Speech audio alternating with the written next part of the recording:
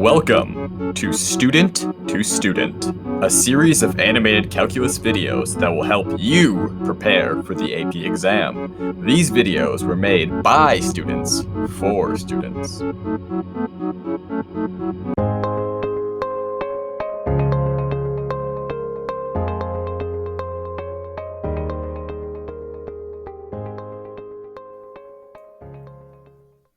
Okay, so the first thing we're going to be talking about is the graphs for logistic functions. So here's the graph. Just kind of soak it in. All right, so the first thing we're going to cover is the carrying capacity. So the carrying capacity is basically the amount of anything that a certain population can support. So, as you can see from this blue line, if you go above the carrying capacity, nothing above that can support the population, so it's going to decrease towards the carrying capacity. So the next thing is going to be the fastest rate of growth, which is going to be at half of the carrying capacity. So you have your start point down here, and then you have the carrying capacity up here. So the rate at which the population is going to be growing the fastest is going to be at 1/2 of the carrying capacity. And then the starting point down here, that's going to be your initial condition. So it's going to be the population, the amount of the population at time equals 0. And also, the logistics graph is always going to go along with the slope field. So it's always, the patterns are always going to follow the patterns that are made from the slope field. All right, the next thing is the Cayley model for logistics functions. So the Cayley model goes as followed. You have dp dt is equal to k, which is going to be your constant of proportionality, times p, which is the population at any time t, all multiplied by a quantity 1 minus p, the population, over L, which is the carrying capacity that we talked about before. So this is just the most basic form of the Cayley model that you'll see on the AP test. There are a couple of other forms that we'll talk about in a sec, but this is just the most basic form. And also, P right here, it's not always P. So it's a dependent variable. So it could be any letter, anything like that. So it could be, for example, it could be dx dt is equal to kx multiplied by quantity 1 minus x over L. All right, so the other forms of the Cayley model, again, right here is the most basic model. You have dp dt equals kp times quantity 1 minus p over L. But here's another model right here, which is the Cayley model. It's dp dt equals kp times L minus p, or dy dt equals ky multiplied by L minus y. Again, because that p can be a dependent variable, so it could be any letter or anything, just based on the context of the problem. So that's another model that you'll probably see pretty frequently as well. And then this last model right here, kp minus kp squared over L, that's basically just the distributed version of the Cayley model. It's not quite as popular as these other two, but it is seen occasionally. Okay, also, so when the population at any time t is equal to the carrying capacity, dp dt is going to be 0. So when the population is equal to the carrying capacity, the rate at which the population is increasing is going to be 0. When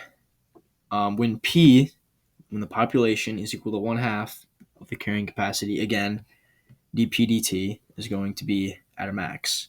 It's going to be increasing at the fastest rate. All right, so now we're going to take a look at the limits, rates, and concavity for logistic graphs. So we take a look at our graph here. We're going to take a look at the limit of P of t, and P of t is the graph below the carrying capacity. We see as this graph approaches infinity, it gets closer and closer to the carrying capacity. And as that goes out towards infinity, it's just always going to keep approaching that carrying capacity. Then if we look at the limit of P of t as t approaches negative infinity, we see that it's going to just come down here and always approach 0. It's going to approach the x-axis but never cross it. And now if we take a look at the graph of yt, that's a graph above the carrying capacity. And as that approaches negative infinity, it's just going to go up and up towards infinity. And then again, if it approaches infinity, it's just going to approach the carrying capacity just like P of t. So now we're going to take a look at some rates and concavity. So as we look at this section right here, we see that it's concave up and that it's increasing at an increasing rate. So in this section here, the derivative is always increasing. And if you think of it in terms of our Cayley formulas, like if we take like the dependent variable and plug it into that formula, it's just going to always be increasing that section. But then if we look at this other section above the point of inflection, it's going to be concave down and it's going to be increasing at a decreasing rate. So if we plug that dependent variable back into the Cayley formula, it's just going to be decreasing in this section. And then finally, if we look above the carrying capacity, it's always going to be concave up and decreasing at a decreasing rate. So there's no point of inflection above the carrying capacity, because if we think of it in terms of like overpopulation of animals in an ecosystem, that population is just going to constantly decrease as it approaches the carrying capacity. All right, so now we're going to take a look at some AP questions. We'll start with multiple choice. So this one is, which of the following differential equations for a population P could model the logistic growth shown in the figure above? So if you take a look at this, it resembles very closely to one of our Cayley formulas, the one that is distributed. So the first P, because that's the part that's variable in both of these. So the first P does not have a square to it, and the second one does. So we can eliminate C, D, and E right off the bat. And now we just got to find what K over L is and K to solve for which of A and B it is. So L is 200 because that's the carrying capacity, and that's shown on the graph. But we don't know K. So you set 0.001 because that's the value that's in front of P squared in both of A and B, to K, and you set it equal to K over L. Then you would multiply that by L to get your K value, and that's 0.2. So you'll get 0.2 times P minus 0.2 over 200 P squared, and that ends up being 0.001. So then the answer would just be A. And now we're going to look at practice FRQ. So after completing the 2020 AP exams, students uploaded their responses to be scored. Let E represent the total number of AP Calculus responses in thousands that have been uploaded T minutes after testing is complete. At time T minutes, 75,000 responses have been uploaded, and E prime of 10 equals 18. So we're looking at part B.